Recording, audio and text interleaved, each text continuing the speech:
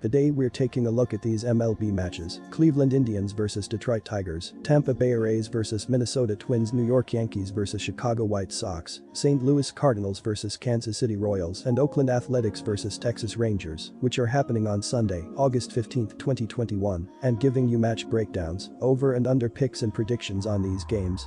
Welcome back to High Stakes. Let's get straight into it. Also, don't forget to subscribe to get notified as soon as we release these sport prediction videos. And if you would like more betting tips and predictions, then check out our Patreon in the link down below.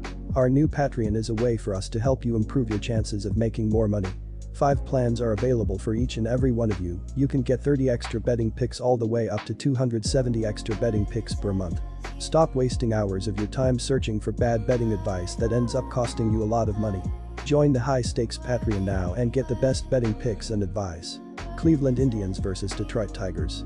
The Detroit Tigers have been a mediocre offensive team this season as they are 19th in MLB with a .712 ops. A big issue is striking out as they are 3rd in the majors with 1,122 total strikeouts or 9.51 strikeouts per game.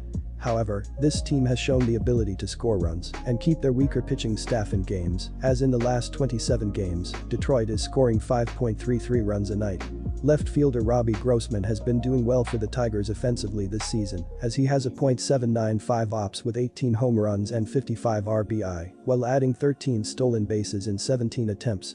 Cleveland was 4 games above .5001 1 month ago, but it has now fallen to 2 games under that mark. The Indians were swept in a home series against Oakland earlier this week. They did face Detroit last weekend at home, taking 2 out of 3 in that series. Their momentum over their divisional rival continued on Friday night, where Cleveland came away with a 7-4 victory. The Indians are currently in 2nd place in the American League Central, but they are 11 games back of Chicago. Their offensive struggles have been a big reason for that, as they are number 27 in the MLB, with a team batting average of .232. My betting advice for that game is to pick over Tampa Bay Rays vs Minnesota Twins. The Minnesota Twins have been doing pretty well offensively this season as they are 10th in MLB with a .741 ops.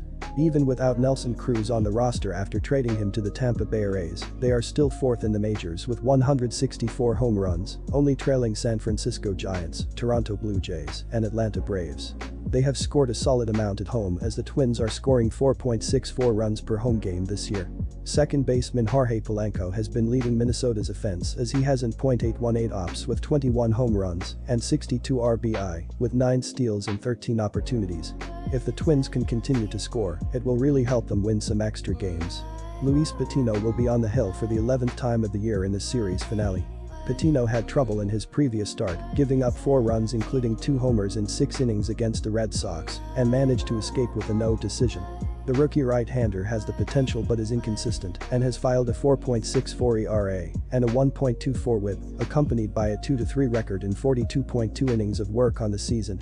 This marks his first career meeting against Minnesota. Tampa Bay continues to flourish, winning 6 out of their last 7 clashes entering Saturday, and the offense is clicking.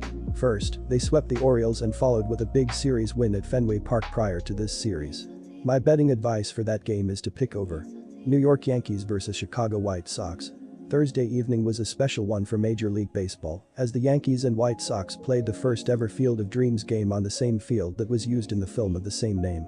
Unfortunately, New York lost a heartbreaker as Chicago walked off in the bottom of the 9th after the Yankees had tied it up in the top of the inning. Although they lost that game, they fought hard in Game 2 and pulled out a 7-5 win in extras to bring the Yanks' record to 64-52. While they remain 6.5 games behind Tampa for first in the East, they're now only 2.5 games back of Boston. For the final out wild card. Cortez Jr. has become somewhat of a diamond in the rough for New York this season, as he's pretty much solidified a spot in the starting rotation. Cortez has tossed 47.1 innings on the season and compiled a 2.70 ERA, most of that in relief, as he only has 5 starts under his belt so far. However, he has struggled a bit in his last 3 starts, putting up a 4.14 ERA over 15.2 innings. My betting advice for that game is to pick over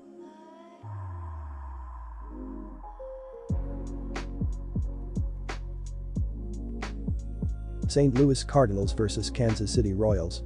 St. Louis won their 4th straight and 6th in the last 7 games as they prevailed in the opening game of this set Friday night.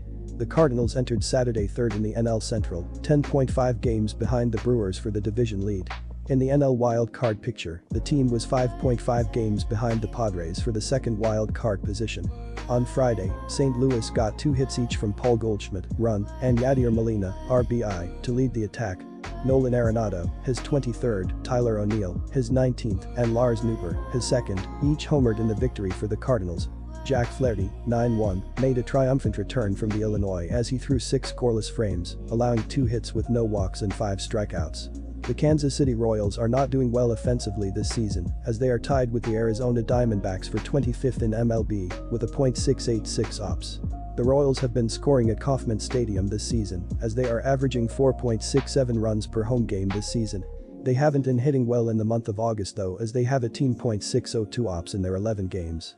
Second baseman Whit Merrifield has been doing a decent job at the plate, as he has a .700 OPS with 8 homers and 54 RBI, with an MLB leading 33 stolen bases. If the Royals can step up offensively during the dog days of summer, it will really help the team improve for next season. My betting advice for that game is to pick under 10. Oakland Athletics versus Texas Rangers. The Texas Rangers had a pair of rookies that blasted home runs in Friday's victory over Oakland, but overall this season Texas has lacked punch at the plate. Texas is dead last in baseball in team batting average at .222, next to last in slugging percentage at .367, and the Rangers are next to last in runs scored with 435. Texas has young talent as rookie Adolis Garcia is leading the Rangers in home runs with 25 and RBIs with 69. However, if you take out the 25 home runs that Joey Gallo hit before being traded, the Rangers would have only 101 home runs in their 116 games played. On the mound, Texas is 24th in team ERA at 4.71, 20th in WHIP at 1.35, and opposing hitters are averaging .258 at the plate against Rangers pitching, which is 26th in baseball. John King is leading Texas in wins with 7, and Jordan Lyles is the leader in strikeouts for the Rangers with 100. Getting the nod on the mound Sunday for Texas will be Colby Allard. This season the Southpaw is 2-10 with a 4.93 ERA and 77 strikeouts. The Texas Rangers are dead last in the American League West with a 41-75 record, but have a respectable 27-30 mark at home. Texas is 29th in MLB with a .222 batting average and 3.7 runs scored a game, and 24th with 126 home runs. At the end of July, the Rangers traded away 2 of their 3 players who made the American League All-Star team, starting pitcher Kyle Gibson and outfielder and Joey Gallo. The team's remaining All-Star, Adolis Garcia, has a team-best 25 home runs and 69 RBI. Pitching has been a weakness for Texas, with the team ranked 22nd with a 4.71 ERA. Colby Allard, who will start on Sunday, is 1-6 with a 4.41 ERA and 12 home appearances. My betting advice for that game is to pick over 9. Good luck to all of you.